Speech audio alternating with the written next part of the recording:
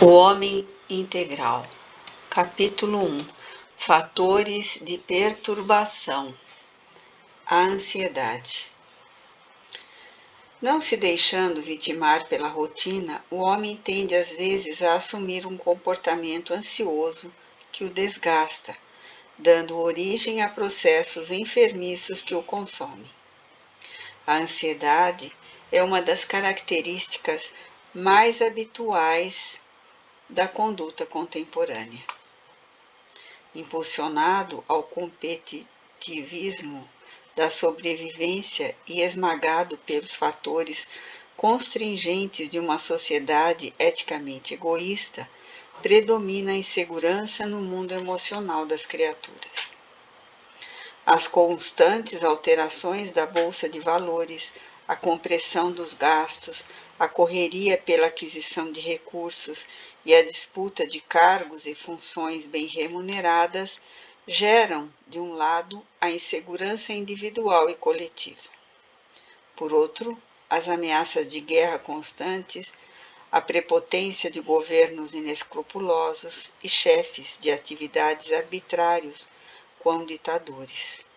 Os anúncios e estardalhaços sobre enfermidades devastadoras, os comunicados sobre os danos perpetrados contra a ecologia, prenunciando tragédias iminentes, a catalogação de crimes e violências aterradoras respondem pela inquietação e pelo medo que graçam em todos os meios sociais, como constante ameaça contra o ser e seu grupo, levando-os permanente ansiedade que deflui das incertezas da vida. Passando de uma aparente segurança que era concedida pelos padrões individualistas do século XIX, no apogeu da industrialização para o período eletrônico, a robotização ameaça milhões de empregados que temem a perda de suas atividades remuneradas, ao tempo que o coletivismo, igualando os homens nas aparências sociais, nos costumes e nos hábitos, alija os estímulos de luta, neles instalando a incerteza, a necessidade de encontrar-se sempre na expectativa de notícias funestas, desagradáveis, perturbadoras. Esvaziados de idealismo e comprimidos no sistema em que todos fazem a mesma coisa, assumem iguais composturas, passando de uma para outra pauta de compromisso com ansiedade crescente.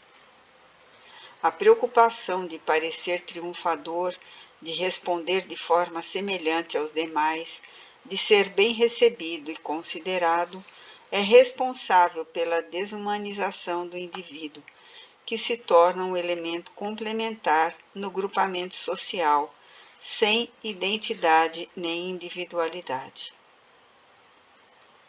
Tendo como modelo personalidades extravagantes que ditam modas e comportamentos exóticos, ou liderado por ídolos da violência, como o da astúcia dourada, o descobrimento dos limites pessoais gera inquietação e conflitos que mal disfarçam a contínua ansiedade humana. A ansiedade tem manifestações e limites naturais perfeitamente aceitáveis. Quando se aguarda uma notícia, uma presença, uma resposta, uma conclusão, é perfeitamente compreensível uma atitude de equilibrada expectativa. Ao extrapolar para os distúrbios respiratórios, o colapso periférico, a sudorese, a perturbação gástrica, a insônia, o clima de ansiedade, torna-se um estado patológico, a caminho de somatização física em graves danos para a vida. O grande desafio contemporâneo para o homem é o seu autodescobrimento. Não apenas identificação de suas necessidades, mas principalmente da sua realidade emocional, das suas aspirações legítimas e reações diante das ocorrências do cotidiano. Mediante o aprofundamento das descobertas íntimas, altera-se a escala de valores e surgem novos significados para a sua luta, que contribuem para a tranquilidade e a autoconfiança. Não há, em realidade, segurança enquanto se transita no corpo físico. A organização mais saudável durante um período debilita-se em outro, assim como os melhores equipamentos orgânicos e psíquicos sofrem natural desgaste e consumpção, dando lugar às enfermidades e à morte, que também é fenômeno da vida. A ansiedade trabalha contra a estabilidade do corpo e da emoção. A análise cuidadosa da existência planetária e das suas finalidades proporciona a vivência salutar da oportunidade orgânica, sem o apego mórbido ao corpo, nem o medo de perdê-lo. Os ideais espiritualistas, o conhecimento da sobrevivência à morte física, tranquilizam o homem, fazendo que considere a transitoriedade do corpo e a perenidade da vida, da qual ninguém se zimará. Apegado aos conflitos da competição humana ou deixando-se vencer pela acomodação, o homem desvia-se da finalidade essencial da existência terrena, que se resume na aplicação do tempo para a aquisição dos recursos eternos, propiciadores da beleza, da paz, da perfeição. O pandemônio gerado pelo excesso de tecnologia e de conforto material nas chamadas classes superiores, com absoluta indiferença pela humanidade dos guetos e favelas, em promiscuidade assustadora, revela a falência da cultura e da ética estribadas no imediatismo materialista, com o seu arrogante desprezo pelo espiritualismo. Certamente, ao fanatismo e proibição espiritualista de caráter medieval, que ocultava as feridas morais dos homens sob o disfarce da hipocrisia, o surgimento avassalador da onda de cinismo materialista seria inevitável. No entanto, o abuso da falsa cultura desnaturada, que pretendeu solucionar os problemas humanos de profundidade, como reparava os desajustes das engrenagens das máquinas que construiu, resultou na correria alucinada para lugar nenhum e pela conquista de coisas mortas, incapazes de minimizar a saudade, de preencher a solidão, de acalmar a ansiedade, de evitar a dor, a doença e a morte. Magnatas, embora triunfantes, proíbem que se pronuncie o nome da morte diante deles. Capitães de monopólios recusam-se a sair à rua para evitarem contágio de enfermidades, e alguns impõem para viver ambientes asepsiados, tentando driblar o processo de degeneração celular. Ases da beleza cercam-se de jovens, receando a velhice, e utilizam-se de estimulantes para preservarem o corpo, aplicando-se massagens, exercícios, cirurgias plásticas, musculação, e não obstante acompanham a degeneração física e mental, ansiosos, desventurados. Propalando-se que as conquistas morais fazem parte das instituições vencidas, matrimônio, família, lar, os apaniguados da loucura creem que aplicam, na velha doença das proibições passadas, uma terapêutica ideal. E olvidam-se que o exagero de medicamento utilizado em uma doença gera danos maiores do que aqueles que eram sofridos. A sociedade atual sofre a terapia desordenada que usou na enfermidade antiga do homem, que ora se revela mais debilitado do que antes.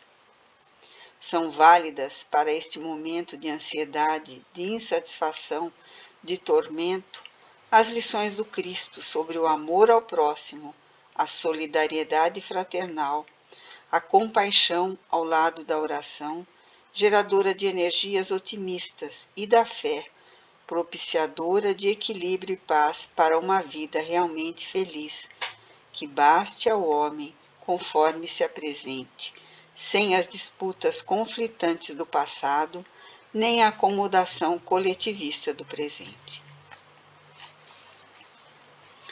Medo. Decorrente dos referidos fatores sociológicos, das pressões psicológicas, dos impositivos econômicos, o medo assalta o homem, empurrando-o para a violência irracional, ou amargurando-o em profundos abismos de depressão. Num contexto social injusto, a insegurança engendra muitos mecanismos de evasão da realidade, que dilaceram o comportamento humano, anulando, por fim, as aspirações de beleza, de idealismo, de afetividade da criatura. Encarcerando-se cada vez mais nos receios justificáveis do relacionamento instável com as demais pessoas, surgem as ilhas individuais e grupais para onde fogem os indivíduos na expectativa de equilibrarem-se, sobrevivendo ao tumulto e à agressividade, assumindo, sem se darem conta, um comportamento alienado, que termina por apresentar-se igualmente patológico.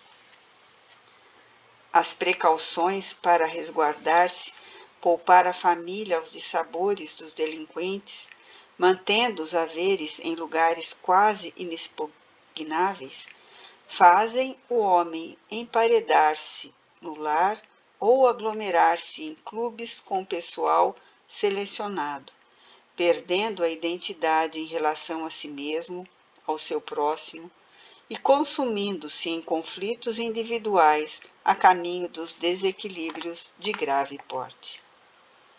Os valores da nossa sociedade encontram-se em xeque porque são transitórios.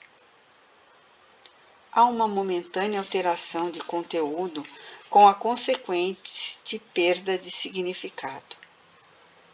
A nova geração perdeu a confiança nas afirmações do passado e deseja viver novas experiências ao preço da alucinação, como forma escapista de superar as pressões que sofre, impondo diferentes experiências.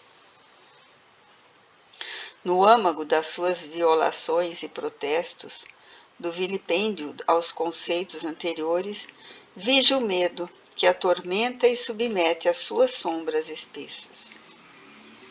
A quantidade expressiva de atemorizados trabalha a qualidade do receio de cada um, que cresce assustadoramente, comprimindo a personalidade até que esta se libere em desregramento agressivo, como forma de escapar à constrição. Quem, porém, não consiga seguir a correnteza da nova ordem, fica afogado no rio volumoso, perde o respeito por si mesmo, aliena-se e sucumbe. Na luta furiosa, as festas ruidosas, as extravagâncias de conduta, os desperdícios de moedas e o exibicionismo com que algumas pessoas pensam vencer os medos íntimos, apenas se transformam em lâminas baças de vidro pelas quais observam a vida, sempre distorcida em face da ótica incorreta que se permitem. São atitudes patológicas decorrentes da fragilidade emocional para enfrentar os desafios externos e internos. A consumpção da sociedade moderna é a história da dissídia do homem em si mesmo, enlanguecido pelos excessos ou esfogueado pelos desejos absurdos. Adaptando-se às sombras dominadoras da insensatez, negligencia o sentido ético gerador da paz. A anarquia então impera numa volúpia destrutiva, tentando apagar as memórias do ontem, enquanto implanta a tirania do desconcerto.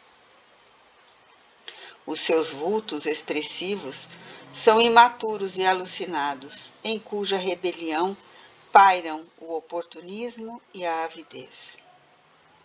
Procedentes dos guetos morais, querem reverter a ordem que os apavora, revolucionando com atrevimento, em face do insólito, o comportamento vigente.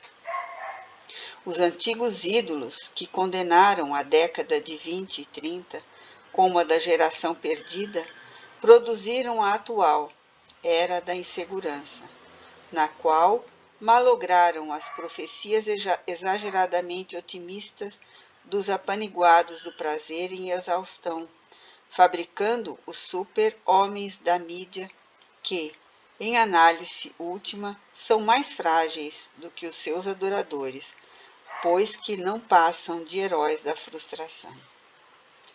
Guindados às posições de liderança, descambaram estes novos condutores em lamentáveis desditas, consumidos pelas drogas, vencidos pelas enfermidades ainda não controladas, pelos suicídios discretos ou espetaculares.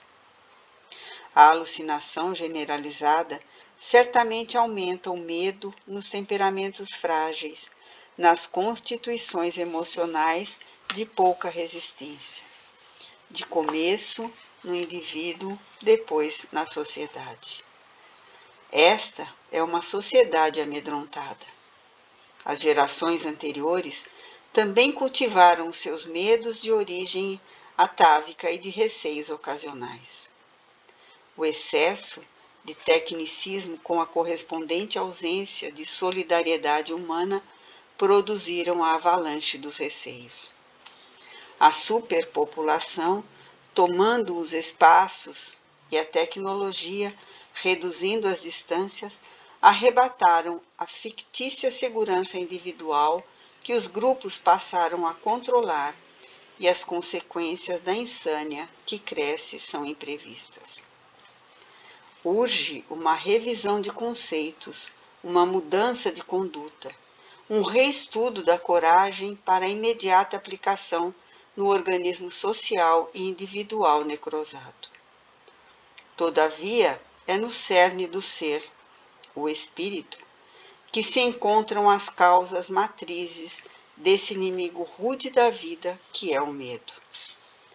Os fenômenos fóbicos procedem das experiências passadas, reencarnações fracassadas, nas quais a culpa não foi liberada em face do crime haver permanecido oculto, ou dissimulado, ou não justiçado, transferindo-se a consciência faltosa para posterior regularização. Ocorrências de grande impacto negativo, pavores, urdiduras perversas, homicídios programados com requintes de crueldade, traições infames sob disfarces de sorriso, produziram a atual consciência de culpa, de que padecem muitos atemorizados de hoje no interrelacionamento pessoal. Outros, sim, catalépticos sepultados vivos, que despertaram na tumba e vieram a falecer depois por falta de oxigênio, reencarnam-se vitimados pelas profundas claustrofobias, vivendo em precárias condições de sanidade mental. O medo é fator dissolvente na organização psíquica do homem, predispondo-o por somatização a enfermidades diversas que aguardam correta diagnose e específica terapêutica. À medida que a consciência se expande e o indivíduo se abriga na fé religiosa racional, na certeza da sua imortalidade, ele se liberta, se agiganta, recupera a identidade e humaniza-se definitivamente, vencendo o medo e os seus sequazes, sejam de ontem ou de agora.